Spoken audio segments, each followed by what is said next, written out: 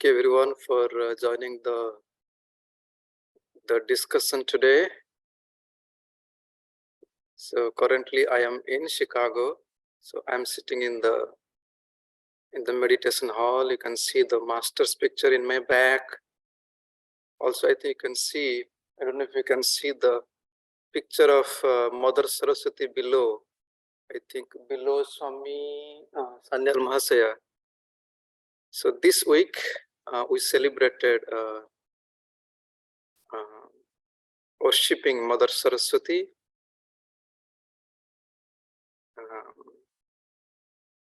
who is considered the deity, goddess of knowledge. Any kind of knowledge we would seek, she is the one to provide all types of knowledge. She is known as Vakdevi. Vakdevi means one who is sitting on the tongue. She is the one who is ruling our tongue. So we will start with a small prayer. Today's discussion, remembering Mother Saraswati. So if you like, you can close your eyes.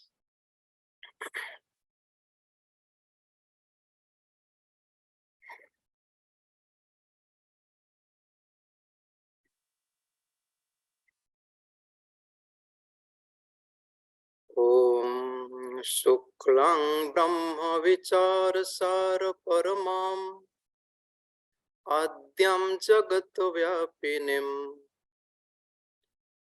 Veena Pustakadharinim Abhayadam Jadyandhakarapaham Haste Spatikamalikam Chadadatim Padmasane Samsthitam Vande Tam Parameshwarim Bhagavatim Buddhi Pradam Sharadam.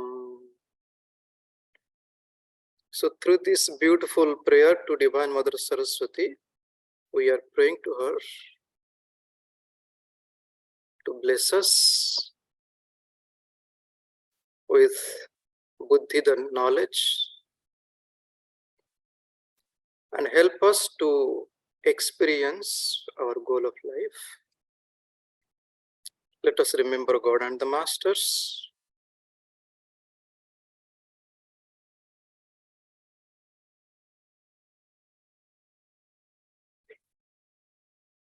Good morning, namaste to all of you. Again, thank you for participating today. So there is a topic for the discussion today. If you have seen the topic, and the topic was chosen from one of Guruji's book. If you know, every year during the time of Christmas, Guruji writes a small booklet. I think he has been writing since last 5-6 years, or maybe more, 7 years or so. So the purpose of writing that small booklet, only few pages, you can just read in few hours. Guruji said this book is for your contemplation for this year. So this year you focus on this aspect and see if you can gain something from this. For your information, this year Guruji wrote a book, small booklet, Keep Smiling. So we didn't get the book yet. I hope we'll get it later. This particular the discussion today, the book he wrote, Freedom from the Judgmental Attitude. So our discussion will be based on that today. So some of the ideas, I would say most of the ideas I have taken from that book. So we'll see how that goes today. Thank you so much. So there is a beautiful story. Story is about two friends. They grew up together. One became a landlord and became very rich. The other person accepted the path of spirituality and became a monk. Both grew together and eventually they lived in two different places. Also, they met each other from time to time. This landlord observed his own life and the life of his friend who became a monk. He found as the landlord was growing in age, he was more worried about everything. On the other hand, his friend became more peaceful as he grew. What is the cause? What is the secret behind his life? Why he is experiencing so much of peace, not me? And he wanted his monk friend to teach this lesson of life to his grandson. So one day this landlord brought his grandson to this his monk friend, and he told the life's experience, and he requested, would you really teach something to my grandchild so that he lives a better life as he grew up, not like me? And at that time he was busy with some people. When slowly people left, so this monk friend, he gave some flowers. She said, okay, I'm giving this flower. After 2 days, you bring this flower back to me. So after 2 days, they came back, they returned the flowers. And the monk found some of the flowers are missing. And he asked, I see some of the flowers are missing. What happened? He said, you gave us the flower, but some flower dried up, we just threw it out. And when he said that we threw them out, at that time, the monk friend smiled a little. Then he gave a beautiful lesson. He said, in daily life, when you observe your own thoughts, ideas, and habits, you will see some of the ideas, the habits would spoil us. And when you experience that is not helping us to grow, slowly you throw them out. That is the secret of life. That is what I have been living the whole life. That's what also I teach. I'm also telling you the same thing. Observe your life that you don't need. Just take them out. This is the lesson. And here Guruji, in that particular book, he added a beautiful line. He said that power, prestige, and possession. Power, prestige, and the possessions are the cause of many vices in the life. On the other hand, humility, seva, and love should be cultivated so that we live a purposeful and beautiful life.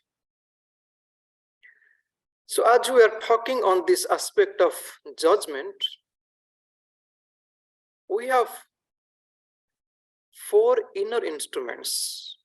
It is known as Antakarana Chatushtaya. Mind, intellect, ego, and memory. These are all different aspects of mind. One is the intellect. It is known as a buddhi. Buddhi is that decides our life. Or through that faculty, through that instrument, we take decisions in our life. And if you see, again, our happiness, unhappiness depends upon how carefully we take decisions about our life.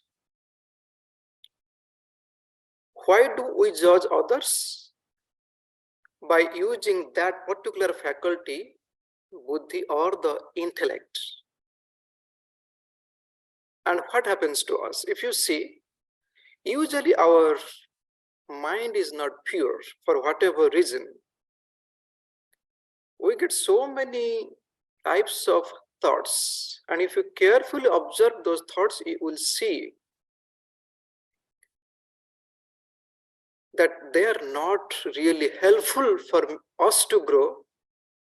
And when the mind is not pure, when the mind is restless, when the mind is filled with so much of negativities, and that basically clouds our intellect. That basically pollutes our intellect. Through that, we judge others. So that is why we should be extremely careful about our life. How do we play with this mind and intellect? And we know that in our day-to-day life, how we suffer because of this particular aspect of mind. And again, in this beautiful book, Guruji wrote a beautiful line which was sent in the email. And that line says, a judgmental attitude and a fault-finding nature. A judgmental attitude and a fault-finding nature that criticizes others are the two sides of the same coin. Unfortunately, we use our time, talent, strength to such an extent satisfying these habits, and eventually what happens, we lose our inner peace. And in fact, in Guruji's life, he has mentioned that he had this unique the talent from his childhood. I would say when he was like 4 or 5 years old, he would know the mind of others very easily. Even what some people are talking in other room, sitting in his room, he could exactly read the mind of others. And his grand uncle was very proud of him because he could know the mind of others, and he would feel proud and tell others, look, here is my nephew, he knows the mind of others, he can read the mind of others.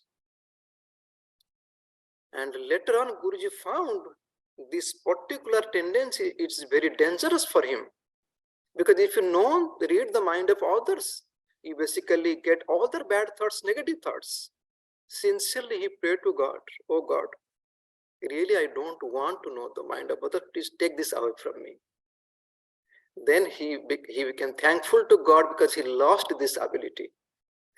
Why to know the mind of others? And many times we are curious, how nice it would be if I know the mind of others. No, it will be really a bad thing to, it will be horrible if you know the mind of others. So unless you are established in the divinity, it is not a good idea to know the mind of others. So talking about the judgment, you see, let us discuss from various angles. Our lives are crowded with the judgments. Every now and then, we are judged by others. For example, in the school, the teachers, they evaluate us. The parents, they also judge. If you are working, the boss also can judge. In this way, we are judged by different people in different periods of time. And I would say this judgment is a task. It is a responsibility. For example, a guru can judge the disciple. It is a responsibility on guru. If you are a parents, you have this responsibility to judge your own kids. Otherwise, how would they grow? Right? In this way, day-to-day life, we judge others. when we judge others, there are certain few preconditions, and you apply those preconditions to others, to apply these preconditions, then you can judge others, no problem. There are few rules. Okay, the first one is, when you judge others, you must know the law or the rule. First one. Second thing, you must be impartial if you're judging others. The third thing, you must not allow personal biases, prejudice, or preconceived notions. This is very important. And here I remember I was talking to one person like few weeks ago, and he told me about his own mother when he was growing up. And mother would become angry and upset for every small things about these kids. And later on he found it is something to do with mother's personal problem, not his own problem. That's what he told me. Right? So personal biases, because of the personal biases, we start judging the others, which is not true. Right? And the fourth one is, you must avoid comparison and negative criticism. When you are judging others, please keep these things in the mind. Apart from that, you should have love, compassion, kindness. Then only you can judge others well. And we know some people are authorized, as we discussed, like parents are authorized to judge, gurus are authorized to judge.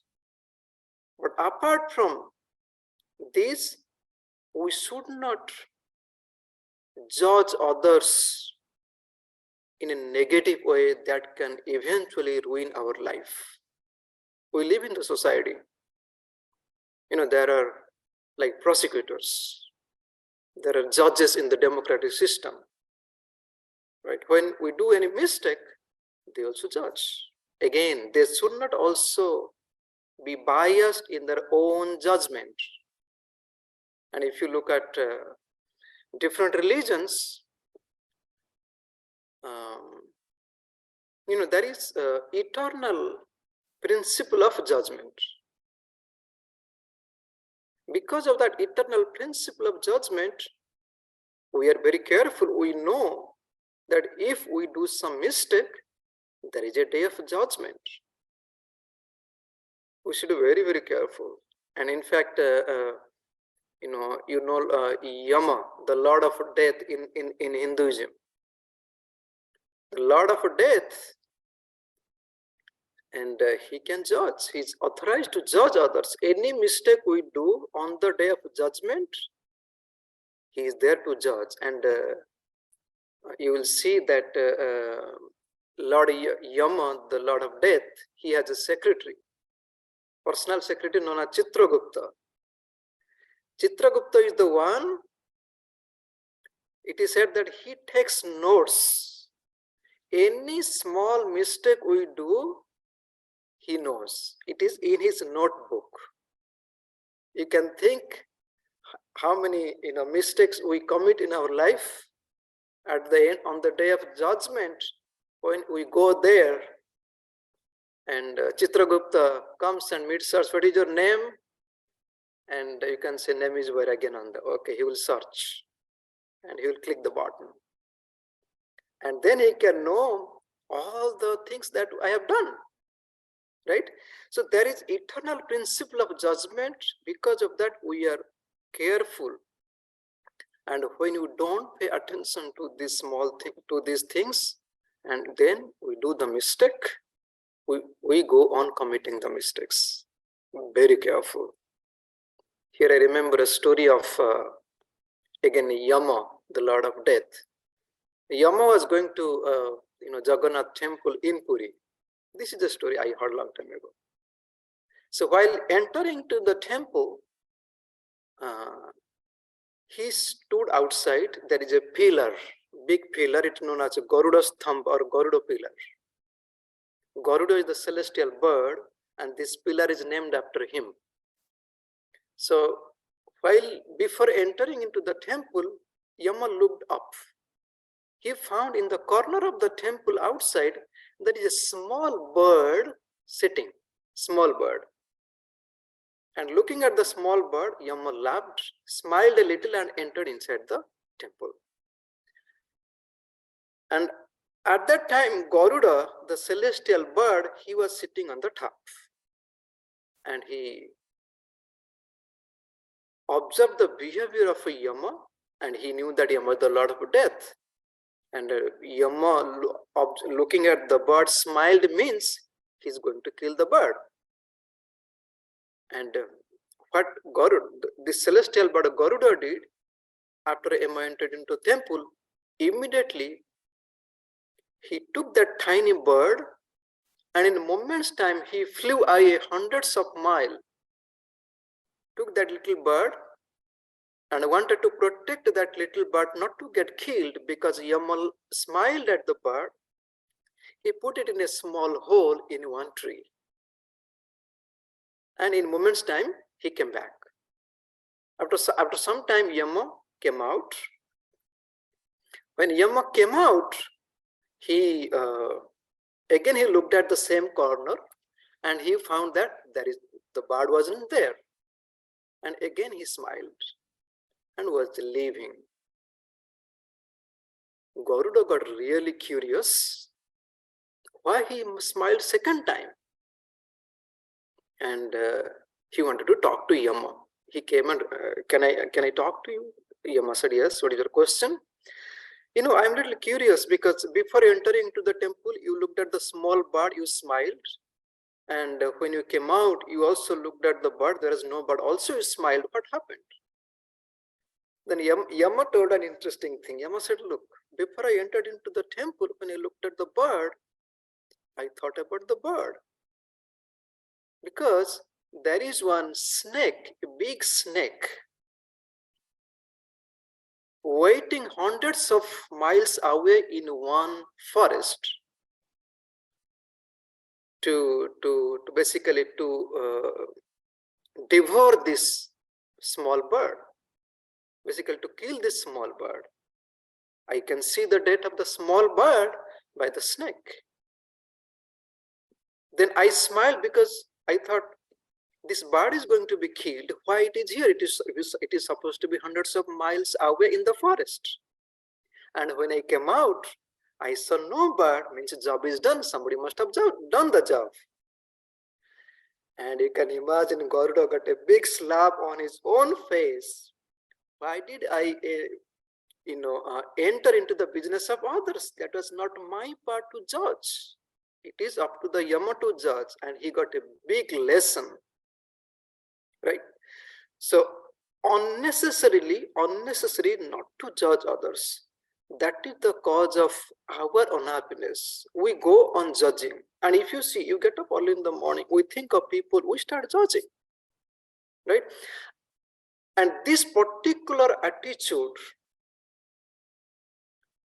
kind of grown in all of us. And when you judge yourself, that is good, you can grow. And when you judge others in a negative way, that is a vice that will never allow us to grow. With the passage of time, if we are not careful, then life becomes a big burden. We have to be very careful.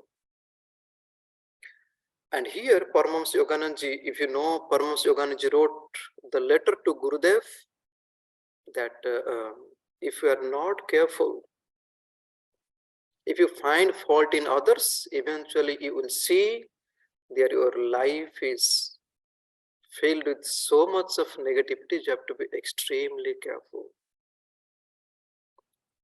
Now here Guruji made few points. I just want to tell you the few points. Why this particular attitude develop in us? How does this attitude develop in us? So this is the result of few following points. So there are few points. You can look at these points and see this is the idea behind that we judge others all the time. Number one, our critical nature of analyzing everything.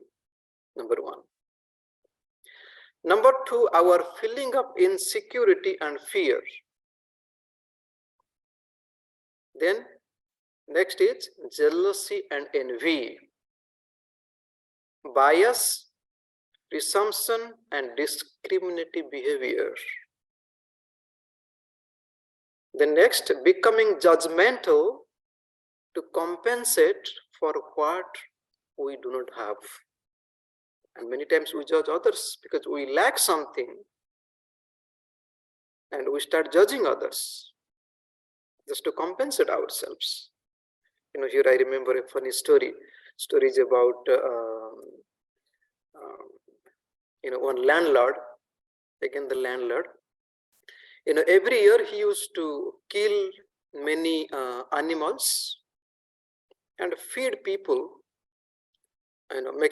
Organizing a nice feast, and he would invite the whole, like hundreds, thousands of people, and he would feed the people. Suddenly, one year he decided, from this year, no more killing. We will provide the vegetarian food. And some people were little unhappy. Some people started praising him. Maybe he has turned vegetarian. He has become so kind. And he has accepted the path of ahimsa, non-violence. Some people started praising, some people are unhappy because they would miss a nice feast. So, but the wife of the landlord did not believe her own husband. My husband becoming following the path of ahimsa, I don't trust my husband. And she gathered some courage and asked her husband, why did you stop killing the animals? People are saying you have become vegetarian, you have developed kindness for the animals. And the husband did not say anything, he kept quiet. Then again she wanted to poke a little more to bring the truth out from him.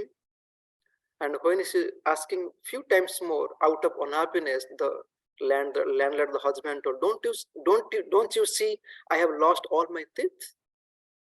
I cannot eat meat. How can I give others? Right? And you see, so funny. Right? And because he lost that he cannot eat, then that's what he imposed on others. Gurudev said, we see others' faults, not our own. We cannot see a mole on our face, but we can easily see in the face of others. A few days ago, we were having lunch. There was a little girl. She was sitting in front of us. There was another person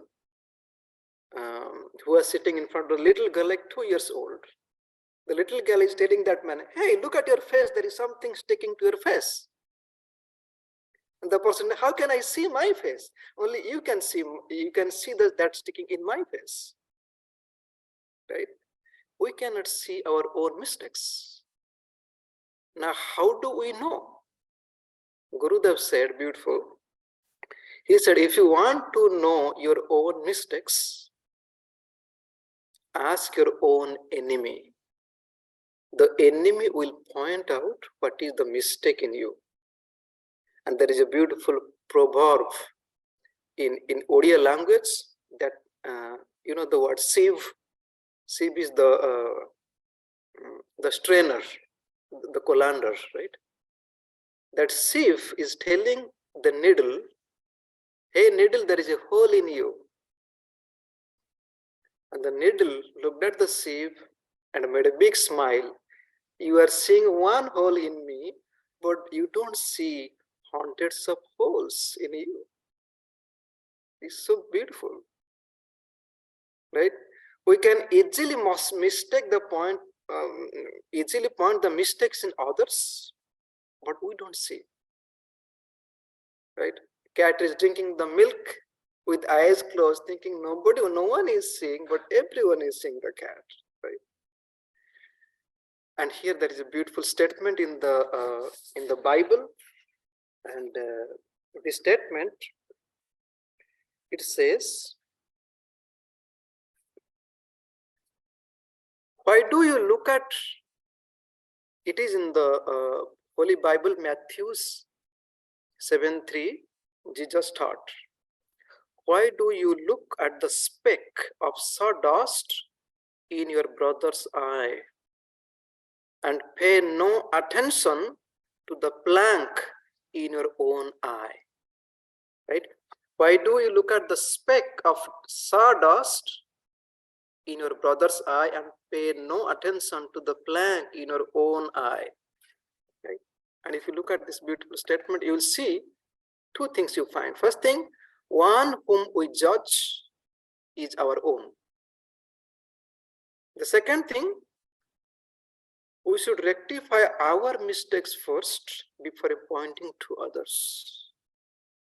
Before pointing to others, we have to be very careful. And here there is a beautiful story. You can find this story in that book, Freedom from the Judgmental Attitude. In the story, there was a Sufi saint. He was going into a feast, and when it was a big feast organized, and there is some security guard standing in front of, and the security guards, they're allowing people to enter. And the Sufi saint went, they stopped him. Said, you cannot go in. Said, why? No, you cannot just go in. And he realized that the Sufi saint, he put some kind of old cloth. So that's why they didn't allow him. So he went back, put a nice cloth, expensive dress, and came, and they allowed him. So he entered into that place, and they served a many multi-course meal. And he took out his expensive cloth, put it on the chair, taking some food with his own hand and feeding his own dress. You understand, right? His dress, expensive dress, is sitting on the chair, and he's taking the food and feeding. Hey, eat it, eat it. People came and saw, what is this? Why are you feeding the dress? Dress cannot eat. Then said, no, I was allowed to come inside. It is because of my dress. So just I'm feeding the dress, because the dress is worthy of eating the food, not me. Then people realized their mistakes, right? So we have to be very careful. And here another beautiful story you will find in the Bible, when the group of people, they wanted to kill this woman because she did some immoral activities. People want to kill her, like throwing the stone and killing. And when Jesus saw them, Jesus told them, look, from this group, if anyone has not done any mistake, please come forward. Please come forward and kill this woman. Then slowly you can imagine the crowd dispersed. Slowly everybody left. Why? Because they knew they all have some mistakes. When we have some mistakes, why are we ready to punish others? Very careful. And here, a spiritual master asked his disciples, do you judge others? If your answer is yes, be careful, your spiritual life is in danger. If you judge others, if you find fault in others all the time, remember, you can never grow in your spiritual path. Especially if we are sincere and wanting to be more sincere in your spiritual path, keep this in the mind. before judging others. And here is an interesting story that I read a long time ago. The story is about a person who wanted to dedicate his entire life for spiritual growth.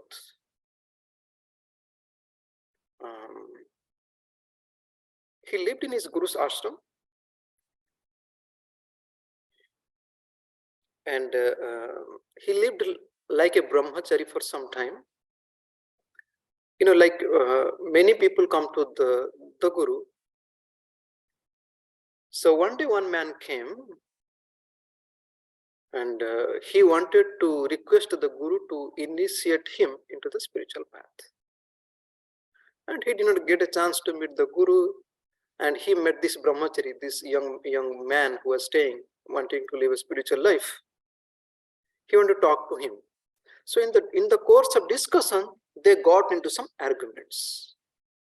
And this man who came to get initiated, he was a little bit rude in his behavior, but both of them, they got into very strong arguments. And this brahmachari is very unhappy. This is a true story I'm telling you. Very unhappy with him.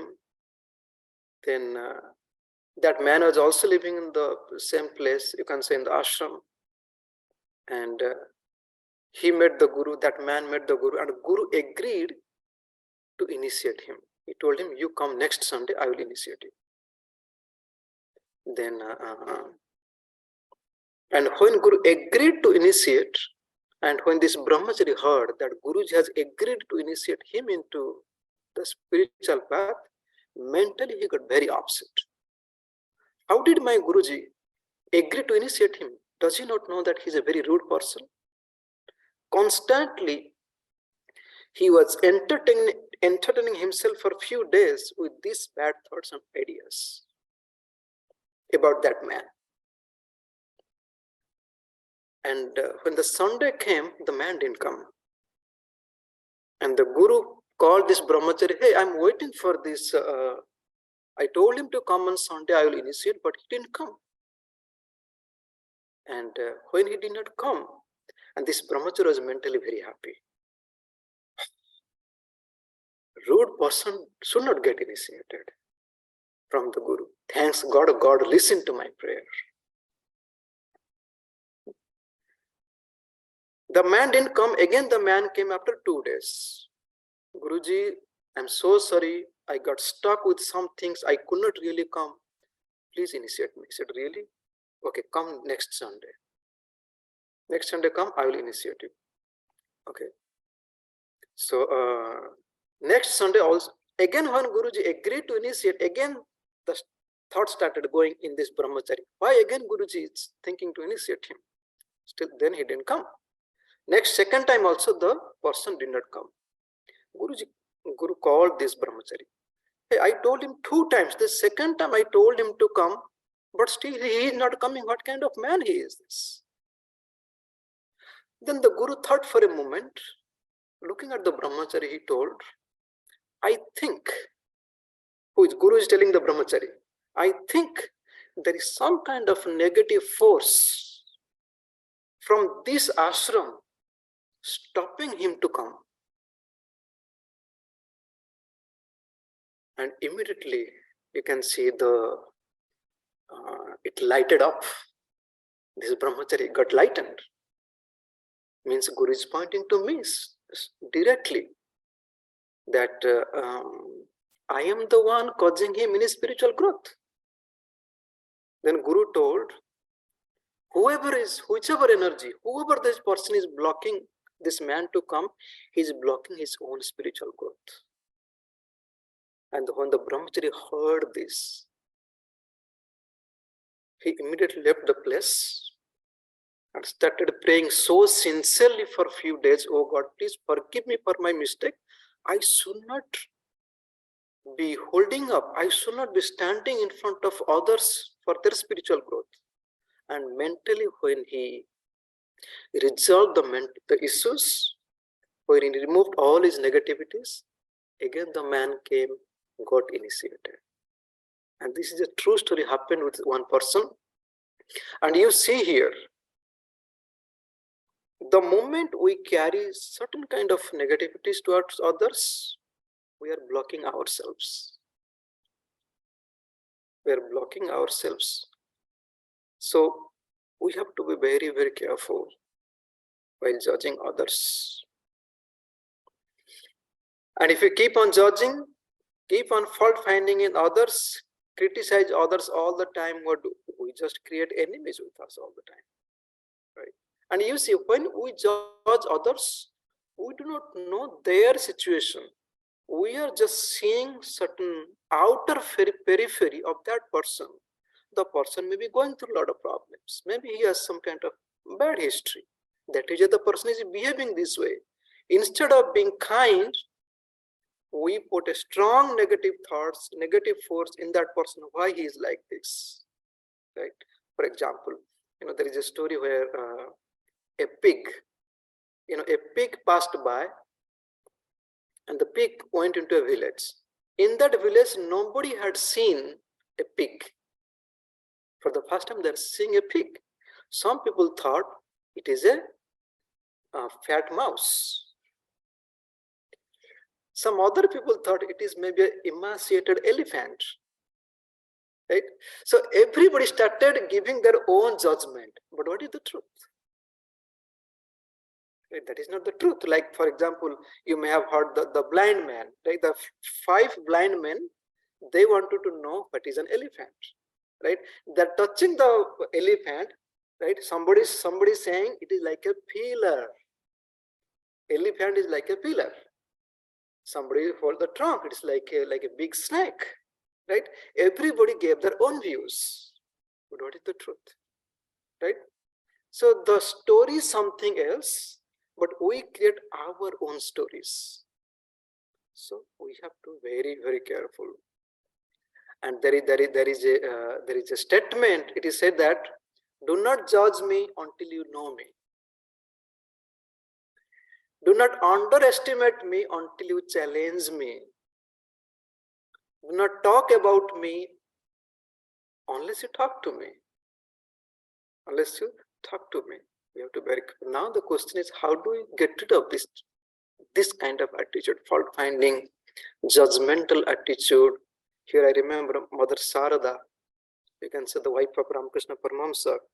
She said, if you really want to live a peaceful life, the only one thing you do, not to cherish the negativities about others, basically not to judge others. Right? So here, theoretically, analyzing is okay. We can discuss something, we may forget after some time. Again, we go into the same habit. And when Guruji writes the book, the idea is you read the book, contemplate over the teachings again and again, again and again. That is the task for that year. And when you contemplate again and again on that particular aspect, again it is theoretical. So then how to grow? The growth is our own spiritual growth. When we grow spiritually, then eventually it is possible to experience goodness in others. Without our spiritual growth, it is very difficult. So then how our approach should be? Our approach should be like this. What our gurus have taught us. One thing is your own spiritual practice. Make sure that you regularly do your spiritual practice. Then the second thing, contemplate over the teachings. Another thing, Guruji added another beautiful point, cultivate the humility. He said that humility and the reverence are the 2 wings that enable us to fly in the sky of spirituality. Cultivate humility. Gurudev said humility is the foundation. That is the foundation of our spiritual growth. And humility, how to cultivate humility? Again, through the spiritual practice, sincere spiritual practice, as we have been taught. If somebody does, at the same time, some amount of contemplation, will help us to grow. Okay, I think with this much of discussion, I would stop. Then if you have any question, otherwise we'll have a small meditation before we close the session today. Thank you so much for participating in the discussion. It is said that it is very easy to find fault in others, but it is very difficult to forgive. Right?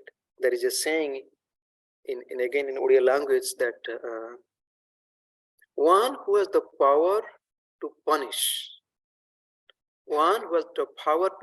others, if that person forgive others, right? You got it right.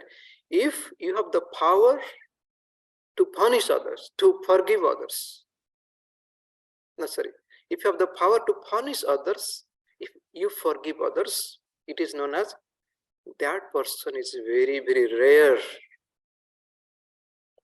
in this world. The last prayer of Jesus, Father, forgive them because they don't know what they are doing. And here, Jesus realized their ignorance.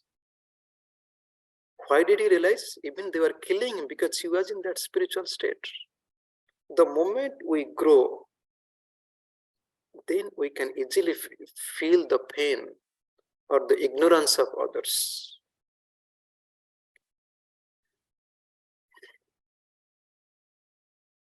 Okay, the question here somebody is asking, define the difference between discernment and judgment. Discernment is the same as we discussed. It is the aspect of buddhi that decides, right? Because of this faculty of intellect, through that we decide our life. Through this we judge others. Now the question is, if the faculty of intellect is clouded or crowded with restless ideas, negative emotions, that is part of the mind. So the importance is given here. You first try to, clean up your mind. Bring more positive thoughts through good contemplation and through good meditation. Then eventually that will sharpen your discernment, the power of intellect, your buddhi, and through that only you can judge others in a positive way. Right? So importance is given to clear up the mind. Thank you so much. Okay, so with this much, there is no question. Thank you so much. Let us close our eyes. We'll do a small meditation before closing the session today.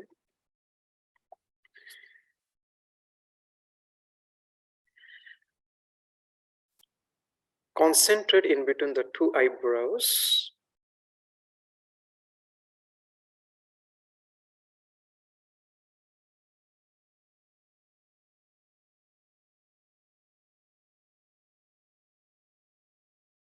Observe your own breath.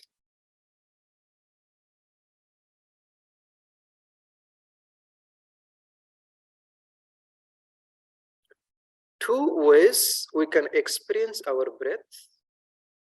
One is the restless breath, one is the still breath. The still breath, it is known as sthira prana. Your prana, the energy, has become still in you. Sthira prana.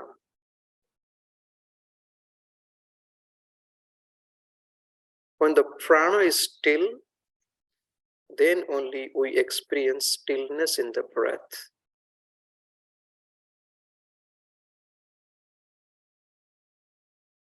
Every breath you watch,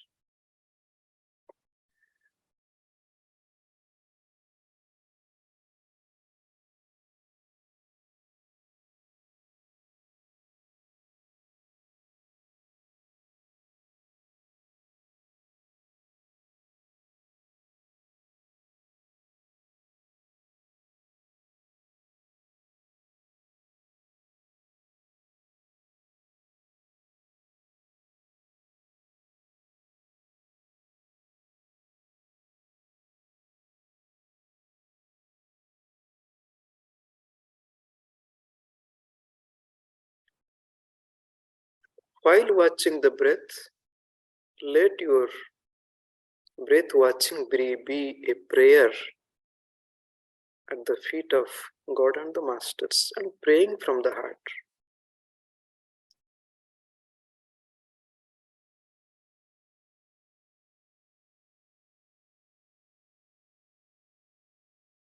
Let our prayer should be, help me, O Master, O God, to perceive the divinity in others, not to find the fault unnecessarily,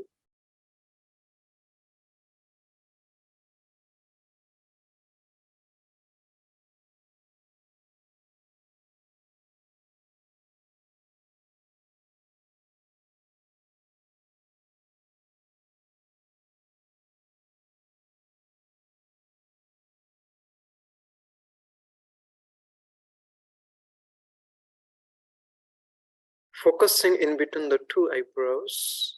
Take a deep breath, inhale, hold the breath, bend in the front and do bow, bend yourself, bow, then slowly exhale.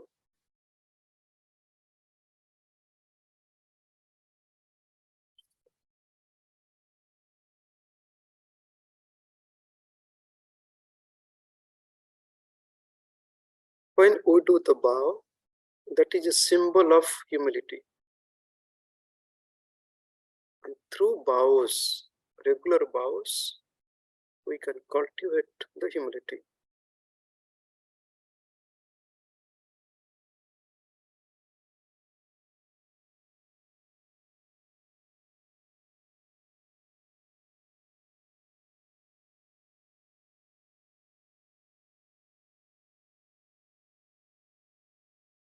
Take one more deep breath, inhale, hold, sit straight, and exhale.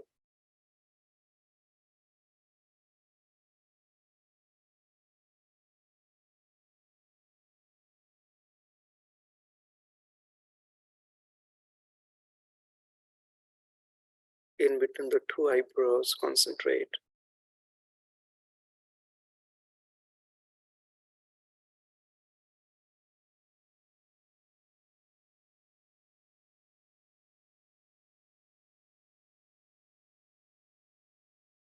Let us contemplate over the teachings of the Masters and try continuously to improve our life.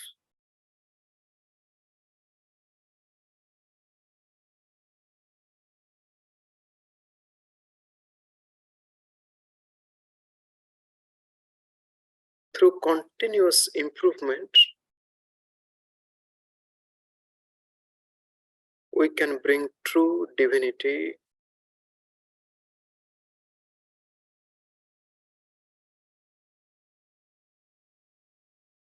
when the negative emotions, ideas, habits are gone. Then naturally divinity will manifest, and that will happen through regular practice of spirituality, your meditation, whatever you have learned, regular practice, otherwise it's not possible.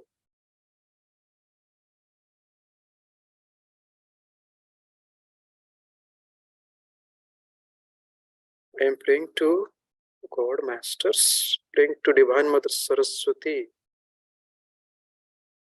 to bless our lives so that we are free from all the mistakes, at the same time being kind towards others.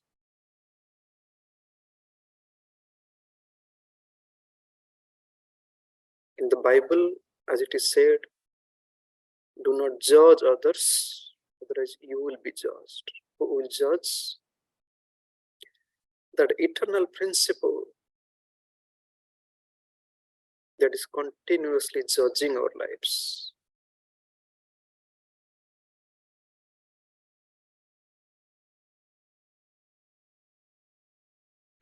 Thank you so much. My humble pranams to all of you.